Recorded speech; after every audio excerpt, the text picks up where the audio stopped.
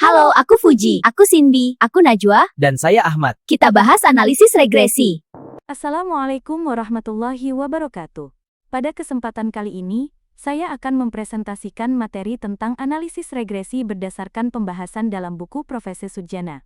Analisis regresi merupakan salah satu metode statistika yang sangat penting karena digunakan untuk melihat hubungan antar variabel, sekaligus memperkirakan atau memprediksi suatu nilai berdasarkan data yang diperoleh. Materi ini banyak digunakan dalam penelitian, baik di bidang pendidikan, ekonomi, bisnis, maupun sosial.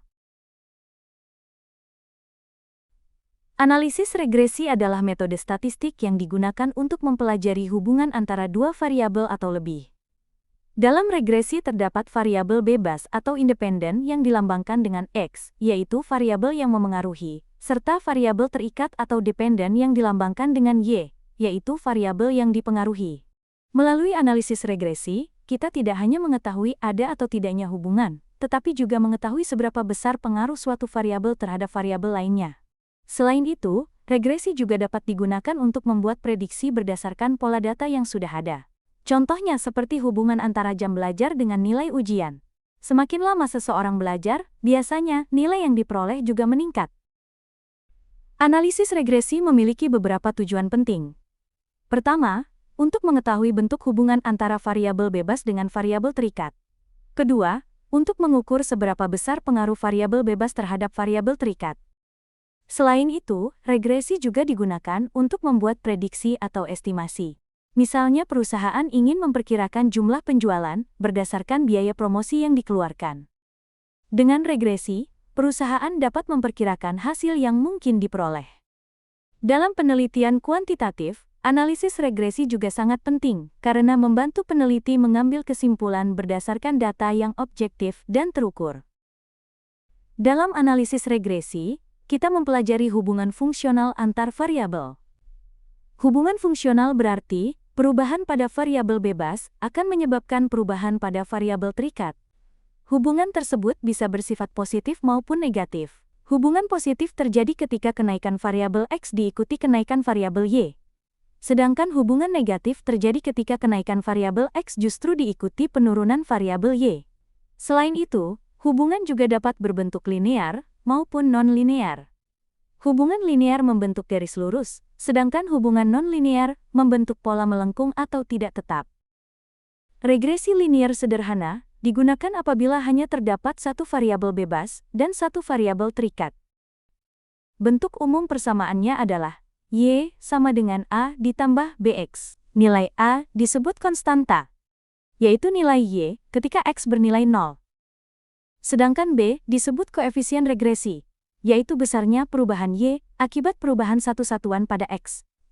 Jika nilai B positif, berarti hubungan kedua variabel bersifat searah. Namun, jika nilai B negatif, berarti hubungan kedua variabel berlawanan arah. Dari persamaan regresi inilah nantinya kita dapat melakukan prediksi terhadap suatu nilai. Sebelum membentuk persamaan regresi, biasanya data terlebih dahulu disajikan dalam diagram pencar atau scatter diagram. Diagram ini berupa titik-titik yang menunjukkan pasangan nilai antara variabel X dan variabel Y. Scatter diagram sangat penting karena membantu peneliti melihat pola hubungan data secara visual. Jika titik-titik cenderung naik ke arah kanan, berarti hubungan antar variabel bersifat positif. Sebaliknya, jika titik-titik menurun ke arah kanan, maka hubungan bersifat negatif. Apabila titik-titik menyebar secara acak dan tidak membentuk pola tertentu, maka hubungan antar variabel cenderung lemah, atau bahkan tidak ada hubungan sama sekali. Metode tangan bebas merupakan cara paling sederhana dalam menentukan garis regresi. Pada metode ini, garis ditarik secara visual dengan memperhatikan pola penyebaran titik data pada diagram pencar. Metode ini biasanya digunakan untuk melihat gambaran awal hubungan data sebelum dilakukan perhitungan statistik yang lebih mendalam. Kelebihannya adalah mudah dan cepat dilakukan. Namun, kelemahannya, hasil yang diperoleh bersifat subjektif karena bergantung pada pengamatan masing-masing orang. Oleh karena itu, metode tangan bebas kurang tepat digunakan dalam penelitian ilmiah yang membutuhkan ketelitian tinggi. Metode kuadrat terkecil atau least square method Metode ini digunakan untuk menentukan garis regresi terbaik secara matematis dari data yang ada. Prinsip dasarnya yaitu membuat jumlah kuadrat kesalahan atau selisih antara data asli dan hasil prediksi menjadi sekecil mungkin, sehingga garis regresi yang diperoleh lebih tepat dan akurat. Rumus ini bertujuan untuk meminimumkan jumlah kuadrat selisih antara nilai sebenarnya atau Y dengan nilai prediksi regresi, atau Y-topi. Artinya, model regresi dibuat agar hasil prediksinya sedekat mungkin dengan data asli.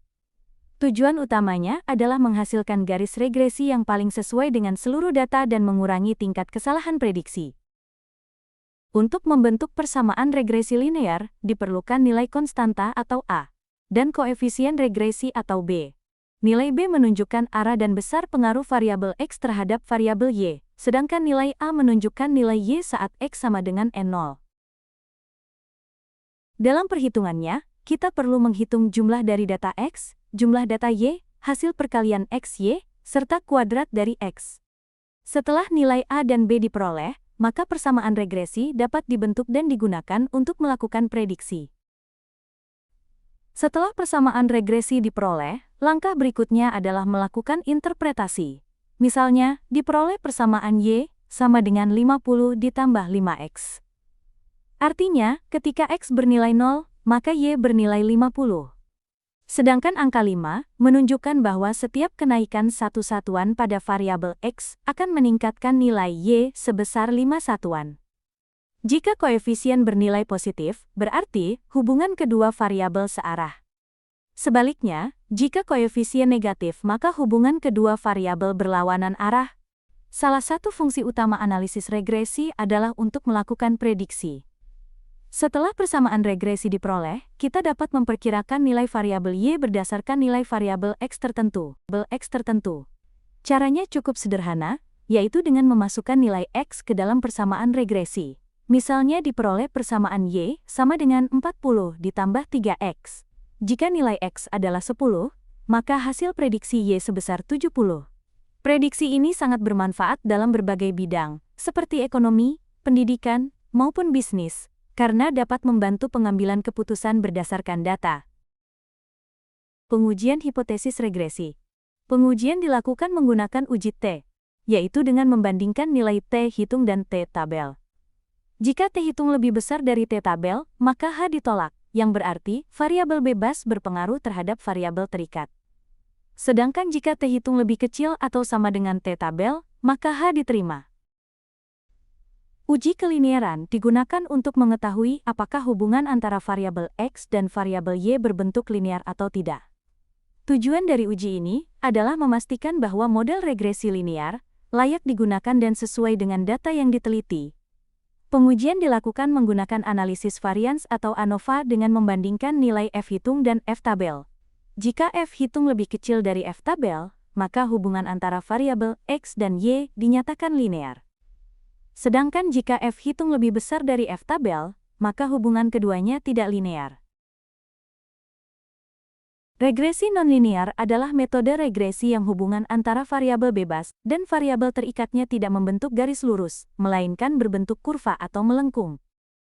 Ciri-ciri regresi nonlinear yaitu pola data yang cenderung melengkung, perubahan nilai Y terhadap X tidak tetap atau tidak konstan, serta hubungan antar variabel yang lebih kompleks dibandingkan regresi linear. Bentuk regresi nonlinear terdiri dari beberapa jenis, seperti regresi kuadrat, regresi eksponensial, dan regresi logaritmik. Metode ini biasanya digunakan pada data yang mengalami perubahan tidak stabil, misalnya pada pertumbuhan penduduk, pertumbuhan bakteri, dan penurunan nilai suatu barang seiring waktu. Pada slide ini, dijelaskan tentang regresi linear ganda. Regresi linear ganda adalah metode regresi yang melibatkan lebih dari satu variabel bebas dan satu variabel terikat. Metode ini digunakan untuk mengetahui pengaruh beberapa faktor secara bersamaan terhadap variabel Y. Bentuk persamaan regresi linear ganda, yaitu Y sama dengan A plus B, 1X, 1, plus B 2X, X, plus Bn x N. Dalam persamaan tersebut, Y merupakan variabel terikat, A adalah konstanta, sedangkan B, B, hingga Bn merupakan koefisien regresi dari masing-masing variabel bebas. Tujuan regresi linear ganda adalah mengetahui pengaruh beberapa variabel sekaligus terhadap Y serta menghasilkan prediksi yang lebih akurat. Contohnya, hasil belajar siswa dapat dipengaruhi oleh jam belajar, kehadiran motivasi, dan lingkungan belajar. Pada slide ini, dijelaskan tentang koefisien korelasi, atau disimbolkan dengan huruf R. Koefisien korelasi merupakan ukuran yang digunakan untuk menunjukkan seberapa kuat hubungan antara dua variabel. Nilai koefisien korelasi berada pada rentang -1 sampai +1. Jika nilai R mendekati +1, maka hubungan antar variabel bersifat positif dan kuat. Artinya, ketika satu variabel meningkat, variabel lainnya juga cenderung meningkat. Sebaliknya, jika nilai R mendekati -1, maka hubungan bersifat negatif kuat, sehingga ketika satu variabel meningkat, variabel lainnya justru menurun. Sedangkan, jika nilai R mendekati 0, maka hubungan antar variabel cenderung lemah, atau hampir tidak ada hubungan. Kemudian, tingkat hubungan dapat diinterpretasikan berdasarkan besar nilai korelasinya, mulai dari sangat rendah, rendah, sedang, kuat, hingga sangat kuat. Kemudian, pada slide ini dijelaskan mengenai koefisien determinasi, atau R kuadrat. Koefisien determinasi digunakan untuk mengetahui seberapa besar kontribusi atau pengaruh variabel X terhadap variabel Y. Rumus dari koefisien determinasi adalah K, D sama dengan R kuadrat dikali 100%. Nilai ini biasanya dinyatakan dalam bentuk persentase. Fungsi utama koefisien determinasi adalah untuk mengukur kemampuan model regresi dalam menjelaskan data, serta mengetahui seberapa besar pengaruh variabel bebas terhadap variabel terikat. Sebagai contoh, jika diperoleh nilai R kuadrat sebesar 0,8 atau 80%, maka artinya, 80% perubahan pada variabel Y dapat dijelaskan oleh variabel X, sedangkan sisanya, yaitu 20%, dipengaruhi oleh faktor lain di luar model penelitian. Selanjutnya adalah residual dalam analisis regresi.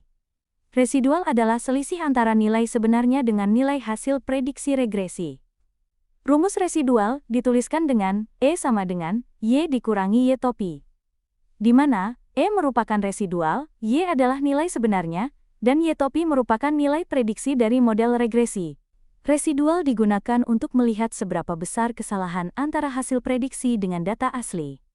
Semakin kecil nilai residual, maka model regresi dianggap semakin baik, karena prediksi yang dihasilkan lebih mendekati nilai sebenarnya.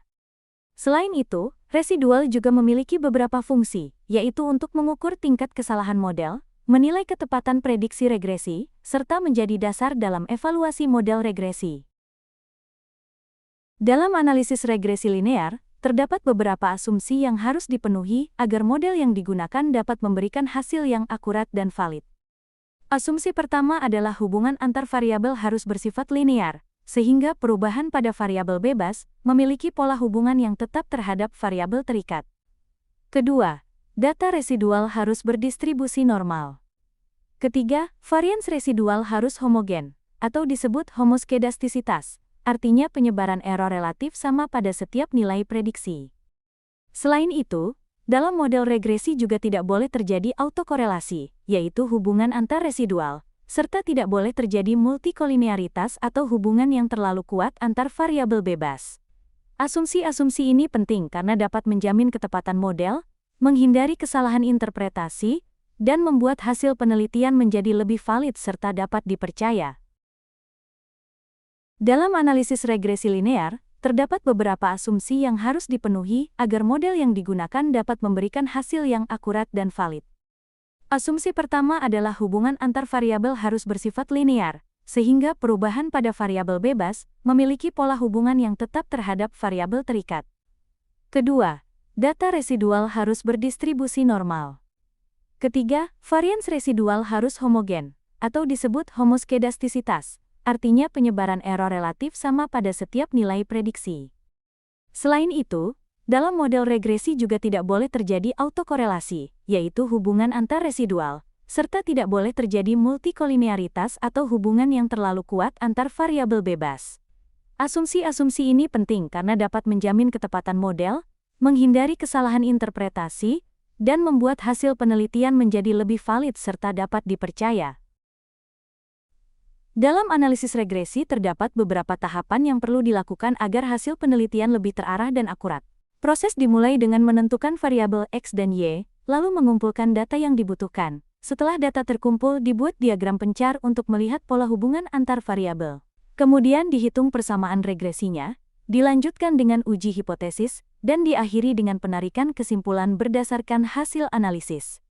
Dengan tahapan tersebut, analisis regresi dapat dilakukan secara lebih sistematis dan meminimalkan kesalahan interpretasi. Contoh kasus ini membahas hubungan antara jam belajar dengan nilai ujian. Data menunjukkan bahwa ketika jam belajar 2 jam, nilai ujian yang diperoleh adalah 60. Saat jam belajar meningkat menjadi 4 jam, nilainya menjadi 70. Kemudian pada 6 jam belajar, nilai meningkat menjadi 80. Dan pada 8 jam belajar nilainya mencapai 90. Dari data tersebut dapat dilihat bahwa semakin banyak jam belajar, maka nilai ujian juga semakin meningkat. Jadi, hubungan antara variabel X dan variabel Y cenderung positif dan linear. Tabel penolong regresi digunakan untuk membantu proses perhitungan dalam analisis regresi agar lebih mudah dan terstruktur. Komponen yang dicatat dalam tabel ini meliputi nilai X, nilai Y, kemudian X kuadrat, Y kuadrat, dan hasil perkalian antara X dan Y atau XY. Dari komponen tersebut nantinya dihitung jumlah total seperti sigma X, sigma Y, sigma X kuadrat, dan sigma XY. Fungsi tabel penolong adalah untuk mempermudah perhitungan, menghindari kesalahan hitung, serta membantu dalam mencari nilai A dan B pada persamaan regresi. Setelah nilai A dan B didapatkan, maka dapat dibentuk persamaan regresi untuk memprediksi nilai Y berdasarkan nilai X. Contoh persamaan regresinya dibaca, Y sama dengan 50, ditambah 5X. Y sama dengan 50 plus 5X. Angka 50 merupakan nilai awal atau konstanta, sedangkan angka 5 menunjukkan bahwa setiap kenaikan satu satuan X akan meningkatkan nilai Y sebesar 5. Contoh prediksi dilakukan ketika nilai X sama dengan 10. Nilai tersebut dimasukkan ke dalam persamaan regresi, sehingga dibaca, Y sama dengan 50 ditambah 5 dikali 10. Y sama dengan 50 plus 5, 10. Hasil perhitungannya adalah Y sama dengan 100. Dalam analisis regresi terdapat beberapa sumber kesalahan yang dapat memengaruhi hasil penelitian. Kesalahan dapat terjadi karena data yang digunakan tidak akurat, ukuran sampel terlalu kecil, adanya data ekstrim atau outlier, hubungan antar variabel yang sebenarnya tidak linear, serta adanya kesalahan dalam proses pengukuran data. Jika faktor-faktor tersebut terjadi, maka hasil prediksi bisa meleset dari kondisi sebenarnya. Selain itu, interpretasi data dapat menjadi bias dan kesimpulan penelitian menjadi kurang valid atau tidak tepat. Analisis regresi dapat diterapkan dalam berbagai bidang untuk melihat hubungan antara dua variabel. Dalam bidang pendidikan, analisis regresi digunakan untuk mengetahui pengaruh jam belajar terhadap nilai siswa. Semakin lama waktu belajar, biasanya nilai yang diperoleh juga meningkat. Dalam bidang ekonomi, regresi digunakan untuk menganalisis pengaruh pendapatan terhadap tingkat konsumsi masyarakat. Dalam bidang bisnis, analisis regresi dapat digunakan untuk melihat pengaruh promosi terhadap penjualan produk. Sedangkan dalam bidang kesehatan, regresi digunakan untuk mengetahui hubungan antara pola makan dengan kondisi kesehatan seseorang. Regresi linear ganda memiliki beberapa keunggulan dibandingkan regresi sederhana. Analisis ini dianggap lebih realistis karena dapat melibatkan banyak faktor sekaligus dalam satu penelitian. Dengan begitu, hasil prediksi yang diperoleh menjadi lebih akurat. Selain itu, regresi linear ganda juga dapat membantu mengetahui faktor mana yang paling dominan memengaruhi variabel terikat.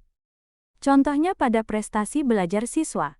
Prestasi belajar tidak hanya dipengaruhi oleh satu faktor saja, tetapi dapat dipengaruhi oleh motivasi belajar, lingkungan, metode belajar, dan juga disiplin siswa.